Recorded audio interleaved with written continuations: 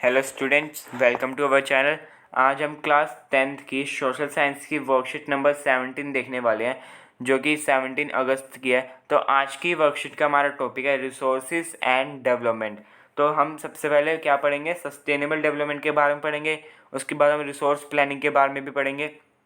तो पहले sustainable development देखते हैं। It means development should take place without damaging the environment and development in the present should not compromise with the needs of the future. वो development, जब भी कोई development हो तो वो इन्वायरमेंट को क्या करे, डैमेज ना करे, इन्वायरमेंट को नुकसान ना पहुँचाए। वो डेवलपमेंट क्या कहलाती है, sustainable development. And development in the present should not compromise with the needs of the future. जैसे कि हम आज डेवलपमेंट कर रहे हैं तो उससे ये ना हो कि जो हमारे आने वाला फ्यूचर है, यानी हमारी आने वाली फ्यूचर जनरेशन है, उनकी जो नीड्स हैं उनको कॉम्प्रोमाइज़ करना पड़े। जैसे कि अगर हम सारा रिसोर्स आज ही ख़त्म कर देंगे तो हम अपने फ्यूचर में क्या यूज़ करेंगे। ऐसे रिसोर्स में हम कोल ले लें, कोयला ले लें, अगर हम सारा कोयला आज ही खर्च कर देंगे तो हमारी आने वाली फ्यूचर जनरेशन है वो क्या यूज़ करेगी। ठीक है ना। तो ऐसी वो डेवलपमेंट जिसको फ्यूचर में हमें फ्यूचर की जो हमारी नीड्स हैं उनको कॉम्प्रोमाइज़ ना करना पड़े, वो डेवलपमेंट भी क्या कहलाती है, सस्टेनेबल डेवलपमेंट।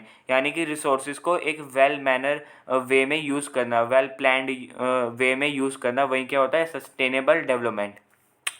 अब हम देखते हैं रिसोर्स प्लानिंग ये क्या होता है। Resource planning is the strategy for judicious use of resource. Agenda 21 is a declaration that was signed by the world leaders in 1992 at the United Nations Conference on Environment and Development UNCED, which took place at Rio de Janeiro, Brazil। तो ये कहता है एक agenda 21 करके declaration sign किया गया था world leaders के द्वारा। वर्ल्ड लीडर्स मतलब अलग अलग देश के जो लीडर्स होते हैं उनके द्वारा। कब किया गया था, 1992 में किया गया था।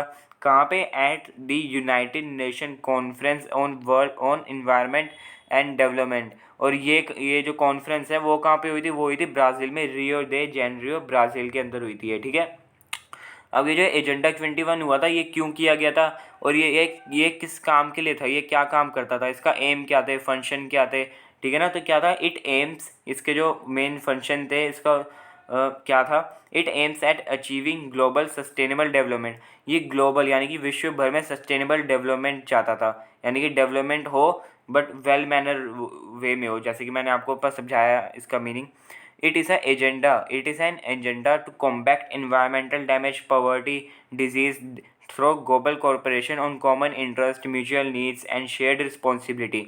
तो ये एजेंडा क्या चाहता था, ये कॉम्बैक्ट करना चाहता था इन्वायरमेंटल डैमेज को, पॉवर्टी को, गरीबी को, बीमारियों को। किससे द्वारा, ग्लोबल कॉरपोरेशन के द्वारा, उन कॉमन इंटरेस्ट, म्यूचुअल नीड्स के और रिस्पॉन्सिबिलिटी, शेयर्ड रिस्पॉन्सिबिलिटीज़ के बेसिस पे।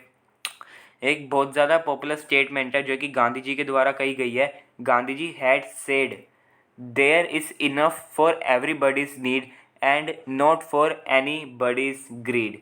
हमारे पास इतना सब कुछ है कि हम हर किसी की ज़रूरत, हर किसी की नीड को पूरा कर सकें, हर किसी की ज़रूरत को। बट हमारे पास इतना भी नहीं है कि हम हर किसी की ग्रीड को ख़त्म कर सकें। ग्रीड माने कि लालच, हर किसी के लालच को हम ख़त्म कर सकें, हमारे पास इतना भी नहीं है। अब किसी का लालच है, आज उसने 10 मांगे हैं, कल वो 20 मांगेगा, कल वो 1000 मांगेगा, 100 मांगेगा, 2000 मांगेगा। हम किसी की ग्रीड को कभी भी ख़त्म नहीं कर सकते। तो गांधी जी ने यही कहा था कि हर किसी की नीड को वो ख़त्म कर सकते हैं, हम पॉवर्टी को ख़त्म कर सकते हैं, बट हम किसी के लालच को ख़त्म नहीं कर सकते। लालच ऐसी चीज़ है जिसको हम कभी ख़त्म नहीं कर सकते, ना वो कभी ख़त्म होगी। ठीक है ना। अब हम आगे पढ़ते हैं, लैंड यूटिलाइजेशन इन इंडिया। जो लैंड का यूटिलाइजेशन किया जाता है इंडिया के अंदर वो किस तरीके से होता है, उसके बाद हम पढ़ेंगे कॉज ऑफ डेग्रेडेशन।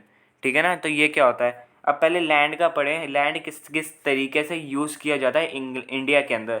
सबसे पहले हमारा फॉरेस्ट, ये तो सबको पता होगा कि फॉरेस्ट लगे होते हैं लैंड के ऊपर। ठीक है ना, ट्रीज़ वगैरह।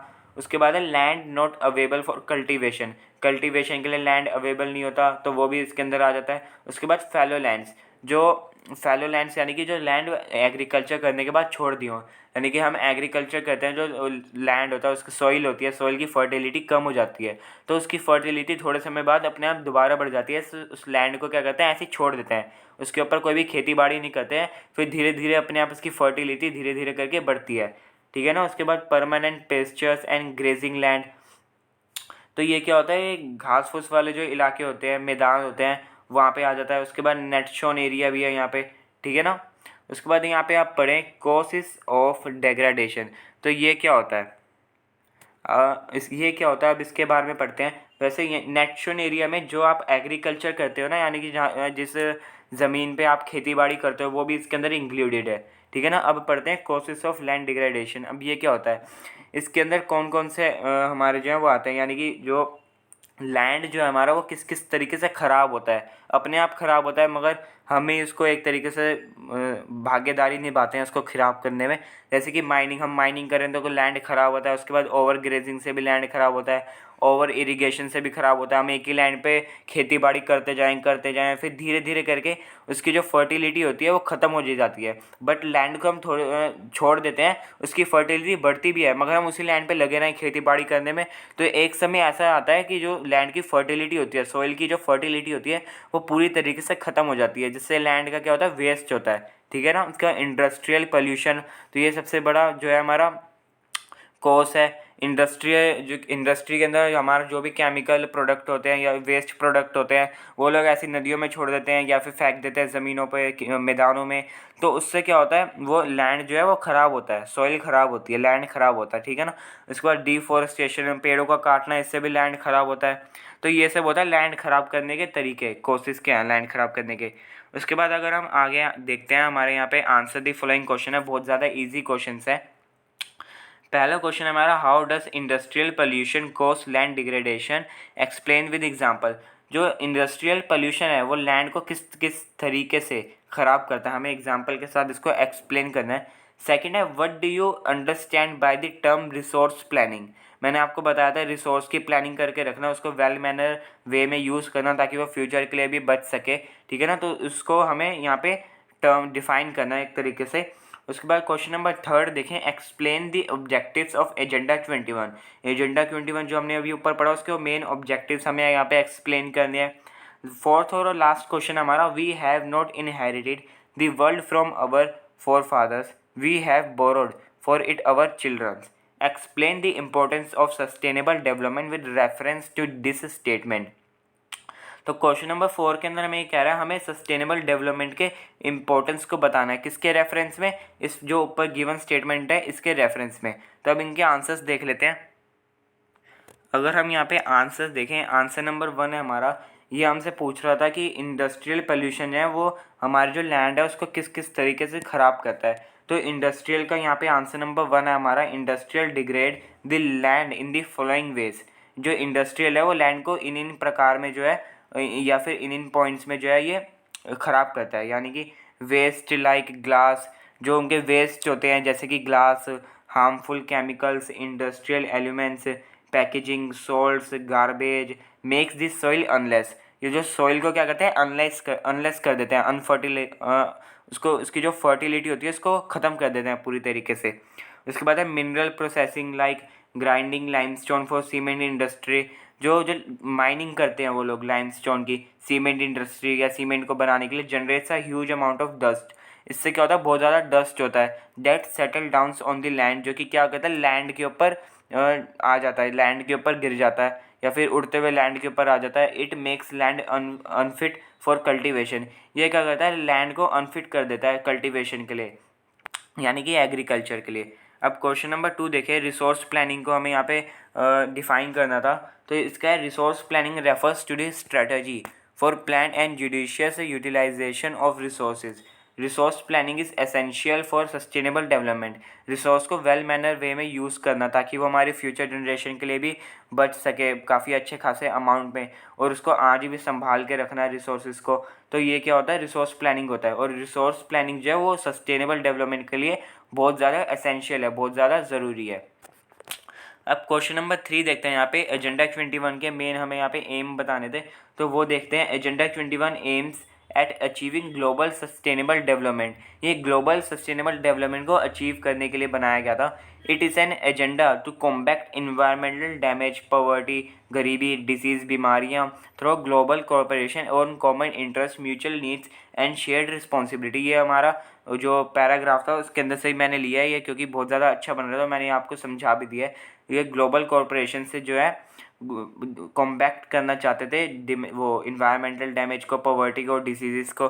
तो ये क्या थे मेन एम्स थे एजेंडा 21 के। अब अगर हम लास्ट वाली लाइन देखें, हमें उस स्टेटमेंट को रेफरेंस करना था और सस्टेनेबल डेवलपमेंट का यूज़ बताना था। तो देखते हैं इट मीन्स, इस स्टेटमेंट का क्या मीन है। It means that the resource that you have using today are not given to you by elder generations. They belong to the future generations, so we must use them in such way that they are sufficient for the present as well as the future. जो हमारे जो resources है जो हम use कर रहे हैं वो हमें एल्डर जनरेशन के द्वारा नहीं दिए गए हैं, वो बिलोंग करते हैं फ्यूचर जनरेशन के लिए। जैसे कि मैंने आपको कहा रिसोर्सेज को हमें बचा के रखना चाहिए ताकि वो फ्यूचर जनरेशन के काम आ सके। इसलिए so we must use them in such a way, हमें उनको इस प्रकार यूज़ करना चाहिए that they are sufficient for the present as well as the future, कि वो आज के लिए भी सुफिशियंट रहे हमारे लिए, for present as well as the future, और वैसे ही फ्यूचर के लिए भी वो सुफिशियंट रहे, यानी कि कमी ना पड़े उसको। ठीक है ना। तो ये थे आज के क्वेश्चंस, उम्मीद है आपको समझ आ गए होंगे। तो आज की इस वाली वर्कशीट में इतना ही था। उम्मीद है आपको वीडियो अच्छी लगी होगी। अगर वीडियो अच्छी लगी है तो प्लीज़ वीडियो को लाइक कर देना। हमारे चैनल पे अगर आप नए हो तो चैनल को सब्सक्राइब भी ज़रूर से कर देना। हम आपसे मिलते हैं अगली वीडियो में। Thanks a lot for watching.